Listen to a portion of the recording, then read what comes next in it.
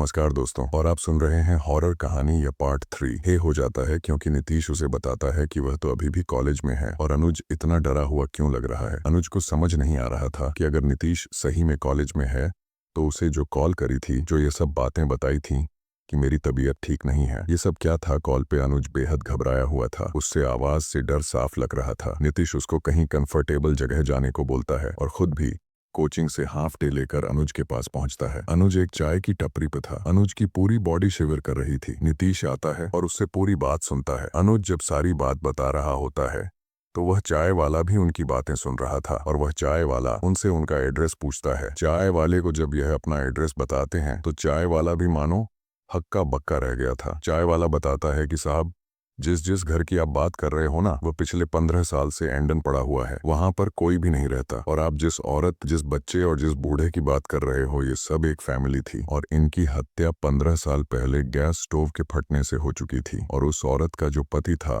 वो तो कई साल पहले मर चुका था। चाय वाला आगे बताता है कि उस दिन के बाद से अड़ोस पड़ोस में जो भी लोग रहते थे उन सबको कभी वो बूढ़ा दिखाई देता, कभी वो औरत, तो कभी वो बच्चा, जिसकी वजह से उन सब ने एक एक करके वो सारे घर खाली कर दिए। और इसी वजह से आज के टाइम पर वो पूरी सोसाइटी एक खंडराई पड़ी हुई है। यह सब सुनकर अनुज और नीतीश दोनों की हालत खराब हो जाती है। उनकी हिम्मत ही नहीं थी कि अब वो वापस उस घर में कदम रखें। तभी वह चाय वाला पूछता है कि आपको वह घर किसने बताया। तब अनुज को याद आता है कि जब वह यहाँ आया था तो उसे रूम नहीं मिल रहे थे, तो उसे एक स्टूडेंट ने घर दिखाया था। और तब चाय वाला बताता है कि आप भी फंस गए इस चक्कर में। यह दोनों अनुज और नीतीश एक दूसरे को देख रहे हैं और उन्हें समझ नहीं आ रहा कि चाय वाला क्या कह रहा है। और फिर चाय वाला बताता है कि जब यह पूरा एरिया खंडराई भी नहीं रहता था, तब अब 2 स्टूडेंट्स यहाँ रहने आए थे। उन्हें लगता था कि यहाँ पर फ्री में रहने को मिल जाएगा, बढ़िया है, आसपास कोई भी नहीं रहता और अपने को पूरा प्राइवेट स्पेस मिल जाएगा, तो क्यों ना हम यहीं रह ले। वो यहाँ रहना शुरू तो करते हैं, पर कुछ समय बाद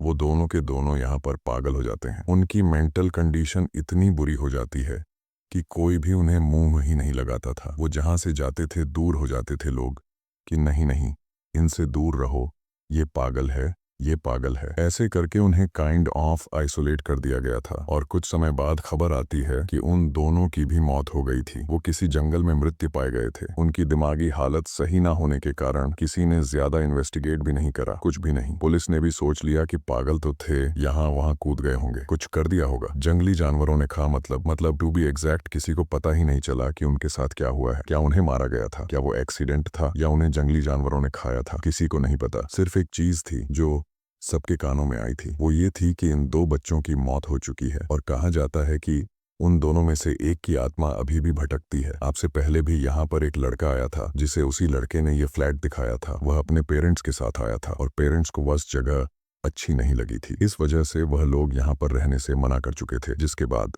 अब आप आए हो और आपको भी उसी लड़के ने दिखाया। ये सुनकर अनुज और नितेश दोनों की तो हालत पूरी तरीके से खराब हो चुकी थी। वो उसी समय उस फ्लैट को छोड़कर किसी और जगह शिफ्ट होने का डिसाइड करते हैं। अनुष्का तो यह भी बताना है कि आज तक वहां पर उनके कपड़े, उनका सामान, सब कुछ पड़ा हुआ है, फिर भी वो वहां नहीं गए। उन दोनों ने करीबन 3-4 दिन अपने दोस्तों के पीजी में गुजारे और उसके बाद फाइनली एक अच्छा सा पीजी, जिसका दाम थोड़ा सा ज्यादा था, बट एटलीस्ट वो सेफ था। उधर आपकी जान सलामत थी और इसीलिए अनुज और नीतीश उसी फ्लैट में अब शिफ्ट हो गए हैं। तो ये थी दोस्तों अनुज और नीतीश की कहानी। उनकी किस्मत अच्छी थी कि उन्हें वो चाय वाला मिल गया जिसने उन्हें ये सब चीजें बता दी। शायद अगर वो चाय वाला ना मिलता तो उनकी हालत और ज्यादा खराब हो सकती थी, क्योंकि हो ना हो वो दोनों वापस से उसी घर में जाते, और अगर जाते तो उनके साथ क्या होता यह किसी को भी नहीं पता था। हाल उन 2 बच्चों की तरह हो सकता था जो वहां गए तो रहने थे पर फिर पागल हो चुके थे। जरूर बताना। फिलहाल चलता हूँ, बस आप अपना और अपने परिवार का ख्याल रखें। और अगर अभी तक भी चैनल को सब्सक्राइब नहीं किया है तो कृपया करके चैनल को सब्सक्राइब कर लीजिए। आपका ये छोटा सा सहयोग